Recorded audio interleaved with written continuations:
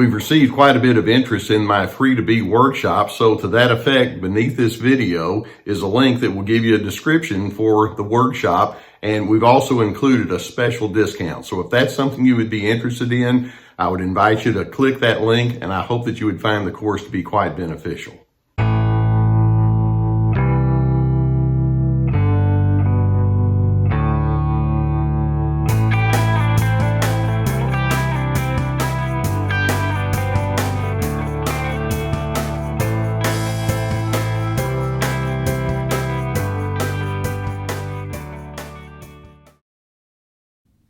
One of the delights that I would have through the years when I was in my therapy office, I'm retired now, is I would work with individuals who would come into my counseling office wanting to know how to enhance the possibility for love to be present in their life. And they can have multiple individuals that they want to make sure that they're plugging into in a healthy kind of way. And these are individuals who will prioritize characteristics like dignity and respect and civility, like what we talk about here on Team Healthy. They want to be givers of goodwill, and they want to have empathy and conscientiousness and patience, and they want to build upon those kinds of characteristics so that when moments of conflict and strain and tension come, that they're able to maintain an atmosphere that still is anchored in love.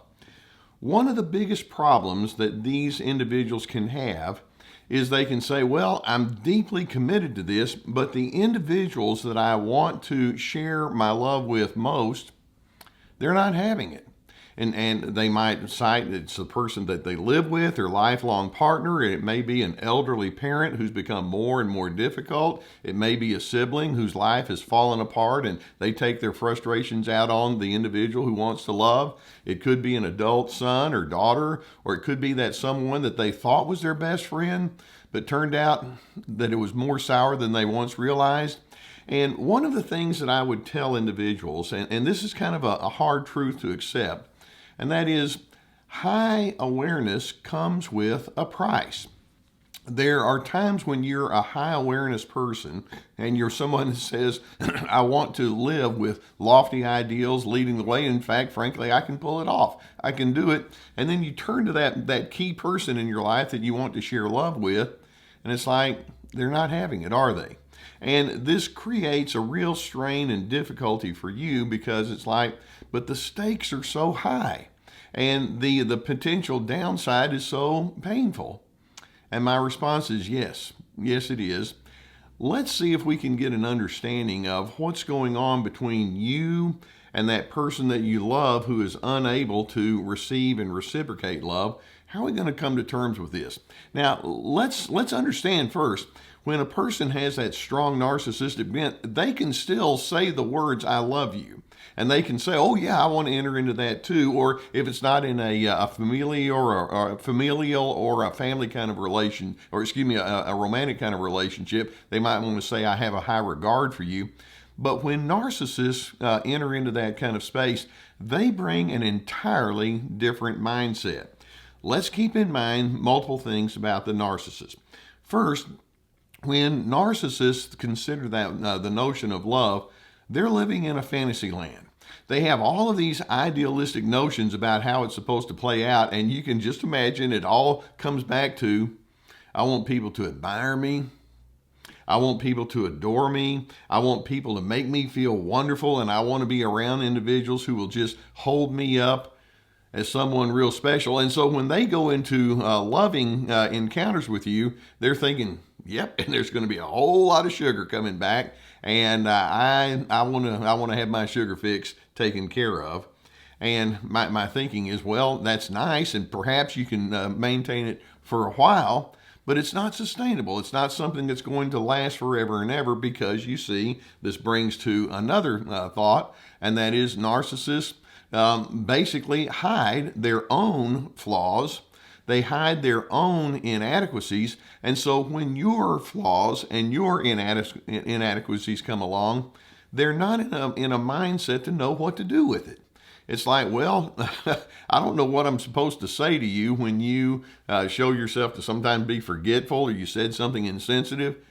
This is no good, is it? They project onto you all of the hatred that they can have for themselves or the inadequate feelings they have for themselves when those same kinds of things come along. And basically, this is what we're talking about when we say that narcissists are shame-based in the way that they engage. When parts of life come along that can be difficult or strange, their natural inclination is to do what they have done or what they've received all along, and that is they judge. And they judge harshly. They've been judged harshly. They're going to judge harshly. In addition, there's another thing that we need to remember about narcissists as they enter into that realm of love, and that is narcissists are also takers. And that's pretty much it. They're users of individuals, and when they want to enter into a love relationship, they're doing so in a way that says, I need you to offer me what we refer to as narcissistic supply. Now, they'll not say that, but that's what they're after. They want you to rid them of any kind of fear and shame and inadequacy and struggle. And so that's their starting point there. Sometimes narcissists will want to have the goodies that go along with love, but then there can be a rebellious streak on the inside. They may think, okay, wait a minute. If I commit to a loving relationship with you, then that may hinder my sense of independence. And I don't know that I want to give my independence up. And so they can actually see love as being a cage that they're entering into. I mean, consider some of the jokes that you hear around the person's wedding. Oh, you're going to have that ball and chain hanging around your leg now, aren't you? And that's the way narcissists can actually think. I mean, it's not a joke to them. That can be their reality. In addition, when narcissists think in terms of the word love, they mean that they want you to adhere to their mandates and requirements. In other words, narcissists require conformity. What are you going to do to make sure that you prove that you're on my team? And I have all of these notions about how things are supposed to be. Do that, and we're going to love each other. And then in addition, they have all these unmet needs on the inside that go along with that, and you have to prove that you're willing to maintain their needs. In addition, if you're in a place where you want to have a loving exchange with a narcissist, keep in mind, narcissists think competitively. Built into their mindset is a need to be superior, and so they're constantly thinking, now, let's keep in mind who the superior one is in this category. And so they don't want to see you as being an equal or somebody who's on the same footing as them. They're constantly wanting to stay in that one-up position over you. And then when you come along and say, well, why don't we just look at each other as regular individuals, as people who have their pluses and minuses, you and me both, we're on the same footing. It's like, no, I don't do that either. And so as that eventuates, then they prove unable to maintain that. And then in addition, one of the things you've probably heard me say in the past is beneath the narcissism, there tends to be a hidden paranoia. They don't trust well. It's kind of like, well, if negatives come along, you're out to get me, aren't you? When in fact that may not be the case at all, but that's how they think and that's how they operate. So here you are. You're the one who's saying, well, there are certain things that I can bring to the relationship that's not all of that. What I'd like to do is I'd like to offer you acceptance in the midst of our differences. Doesn't that sound pretty appealing? Or I'd like to give you a listening ear. I want to know you as thoroughly as I possibly can. I want us to have open dialogue, and I want us to have a certain flexibility in the way that we engage with one another. Would you like to join me with respect to that? Or they may say, I'm very willing to show a certain amount of self-restraint. I don't have to try to fit you into a mold. I want there to be an open sense of acceptance and patience that we offer with each other. I want to bring civility to you, especially in our moments of conflicts. Please join me in that. And that's the high awareness part.